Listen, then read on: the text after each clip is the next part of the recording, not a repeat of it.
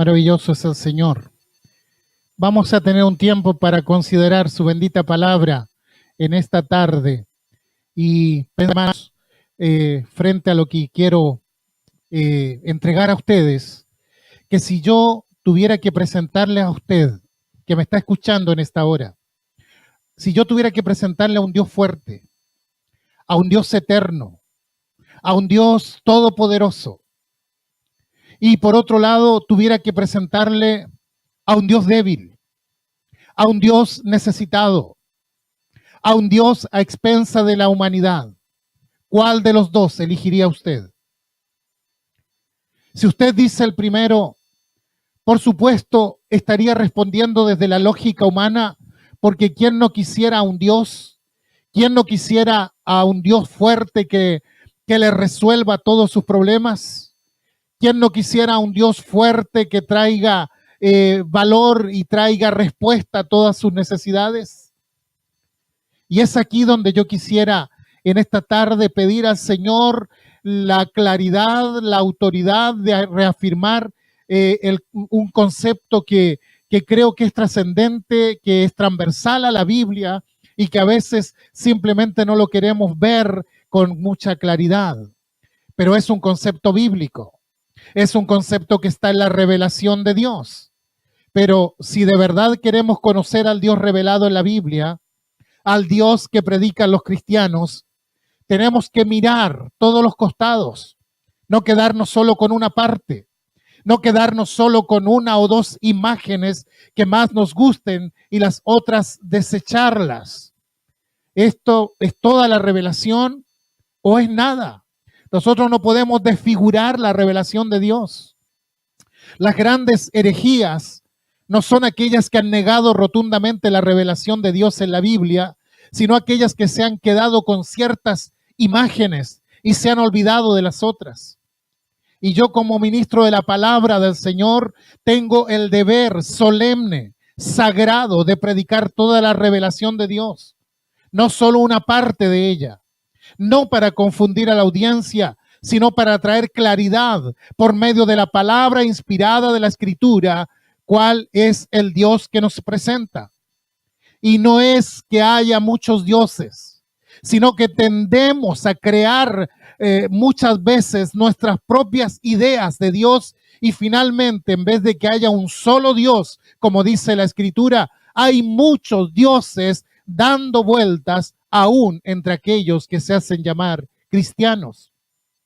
Si hay algo que me supera, es ver en la Escritura que el Dios omnipotente, el Dios soberano del universo, se despojó de su poder y de su gloria y se hizo débil tomando forma de hombre, y en su forma de hombre se hizo siervo, y en su forma de siervo se constituyó mártir. ¿Cómo podemos entender esto nosotros?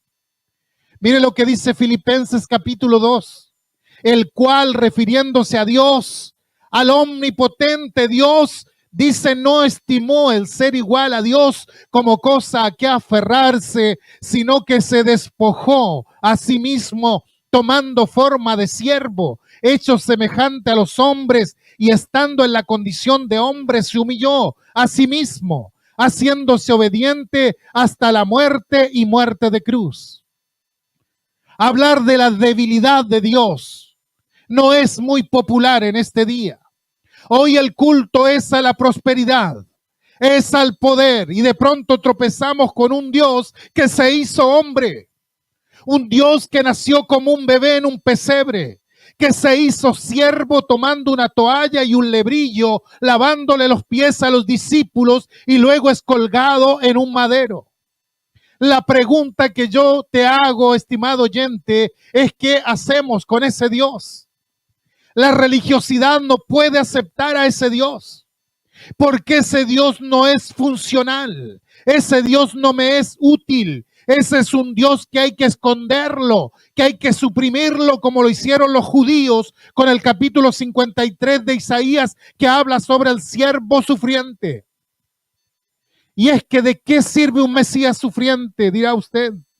¿Qué beneficio me puede reportar un Dios débil? deben ser invento de los cristianos y los religiosos piensan exactamente igual. Pero ¿qué haremos nosotros que nos abrimos a la Escritura?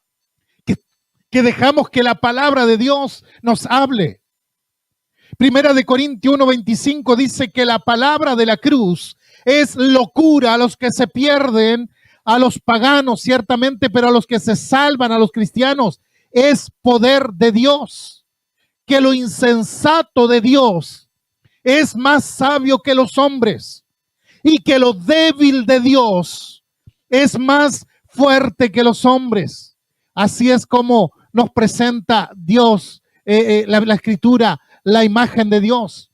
Y luego dice que lo necio del mundo escogió Dios para avergonzar a los sabios, y lo débil del mundo escogió Dios para avergonzar a los fuertes, y lo vil del mundo y lo menospreciado escogió Dios, y lo que no es, para deshacer lo que es, a fin de que nadie se jacte en su presencia. El mundo ama lo fuerte. El mundo ama el poder, se desvive por el reconocimiento, busca diplomas, busca aplausos, busca plataformas, pero los cristianos son diferentes. Solo buscan honrar a Dios con sus vidas. Y con esa dinámica que pareciera ser tan poco recomendable, han provocado una verdadera revolución en el mundo entero. No tengamos temor a la debilidad, mis hermanos. No pensemos que ser débil es una mala palabra. Dios tomó esos conceptos desechados por el mundo y los dignificó y dijo: esta caña quebrada que al mundo no tiene valor alguno, yo la tomaré, yo la restauraré y sacaré las melodías más hermosas que se hayan oído jamás. El mártir alemán Dietrich Bonhoeffer plasmó en su poema Cristianos y Paganos dos imágenes diferentes de Dios. En la primera estrofa dice: los hombres se dirigen a Dios cuando se sienten necesitados, imploran ayuda, piden felicidad y piden pan, piden salvación de la enfermedad, de la culpa y de la muerte. Todo lo hacen así, todos, cristianos y paganos. Esa es la primera estrofa. La segunda estrofa dice: los hombres se dirigen a Dios cuando lo sienten necesitado. Lo encuentran pobre y despreciado, sin abrigo y sin pan. Lo ven devorado por el pecado, la debilidad y la muerte. Los cristianos están con Dios en su pasión, en su sufrimiento. Yo no sé si se fijó, pero en cada una de las estrofas hay una imagen diferente de Dios. En la primera imagen del Dios eterno y todopoderoso, del Dios de la gloria, que por sí solo no es cristiano. En la otra estrofa, sin embargo, tenemos la imagen del Dios cristiano, del Dios revelado en la Santa Escritura. Insisto en esto, no es que hayan muchos dioses. Jehová nuestro Dios, Jehová uno es, reza el Shema judío. Solo que no podemos quedarnos con algunas imágenes de Dios y descartar las otras. Debemos integrar cada imagen y formar un cuadro completo de la revelación de Dios. No es que el Dios cristiano no sea fuerte y todopoderoso. Yo no estoy diciendo eso. No hay nadie más alto, más elevado que Él. Pero es también el Dios que se hizo débil por amor a los pecadores. Eso es lo que estoy tratando de decir. Dicho brevemente, ¿quién cree tan solo que Dios es eterno y es todopoderoso? Puede ser una persona religiosa, pero no una persona cristiana. Porque el cristiano, además de pensar en Dios como el Dios eterno y poderoso, piensa también en la debilidad voluntaria y soberana de Dios por amor a los pecadores, a los perdidos. Miremos panorámicamente lo que dice la Biblia al respecto. Pensemos por un momento en las tentaciones de Jesús.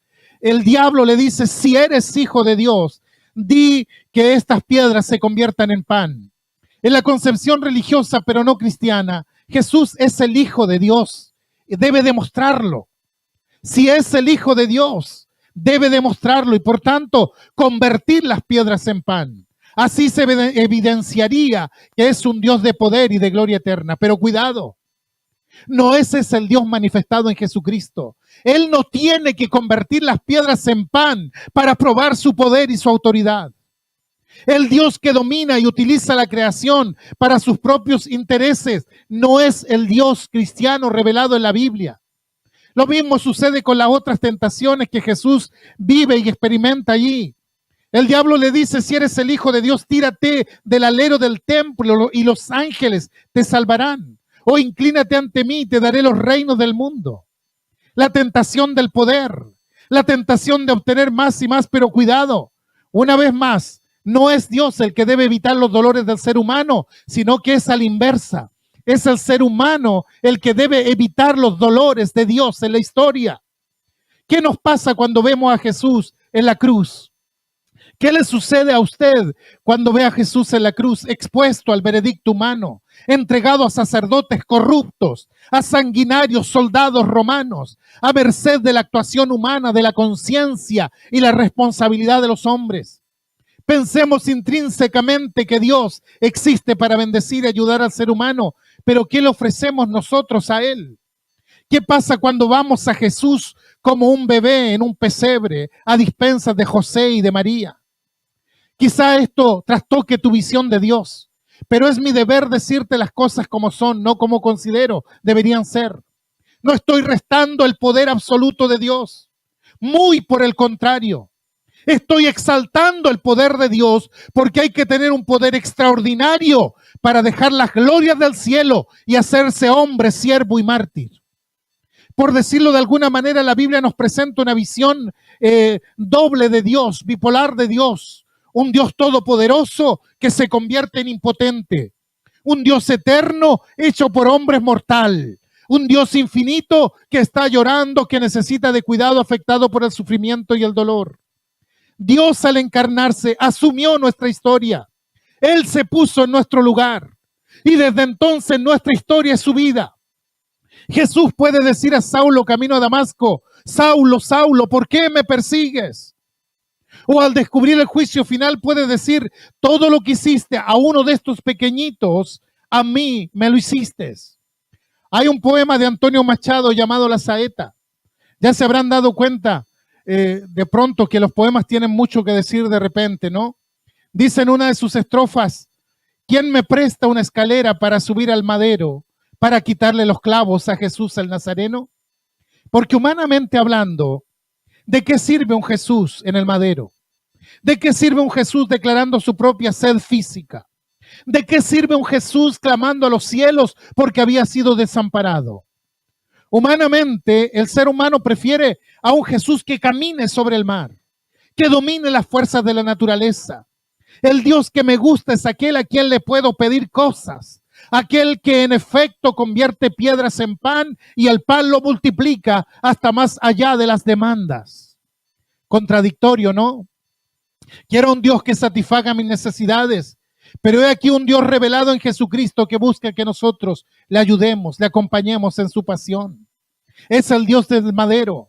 Es el Dios que nos cede la tentación del poder y de la fuerza. Es el Dios que se agota al recorrer los caminos de Palestina. Es el Dios que nace a merced de hombres y mujeres.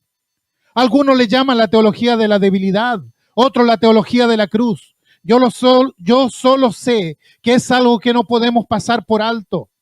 En esta sociedad que se desvive por el éxito y el poder, que ha levantado a pseudos predicadores anunciando y declarando prosperidad ilimitada, sin hablar de santidad, sin hablar de justicia necesariamente.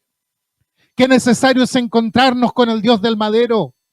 Qué necesario es mirar a aquel que siendo rico se hizo pobre por amor a nosotros. Nunca nos olvidemos que el Evangelio de Cristo implica renuncia, implica negación, implica cruz. Ese es el Evangelio que no ha sido adulterado. ¿Quieres seguirme?, le dice Jesús. Toma tu cruz y hazlo. No hay Evangelio sin cruz. No hay cristianismo sin renuncia.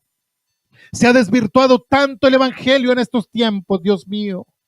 ¿Quién es el verdadero cristiano? No es aquel que cuando tiene dolor dice, ¿qué he hecho yo para merecer esto? Sino quien es capaz de ver en el sufrimiento la mano de Dios, que es capaz de ver que en el dolor y la humillación también está Dios, porque Dios estaba en la cruz de Cristo.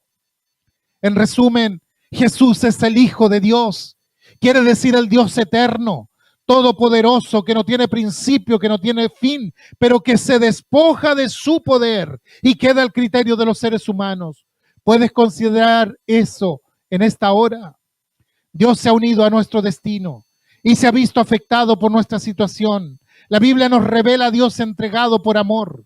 El Dios manifestado en Jesucristo no es tanto el Dios de poder como el Dios del amor. No son dos dioses, pero es necesario comprender desde nuestra perspectiva su revelación. Si Dios no se hubiese hecho débil, no podría haberse identificado con nuestra debilidad. Si Dios no se hubiese hecho hombre y muerto en la cruz, no podría haber satisfecho la justicia de Dios.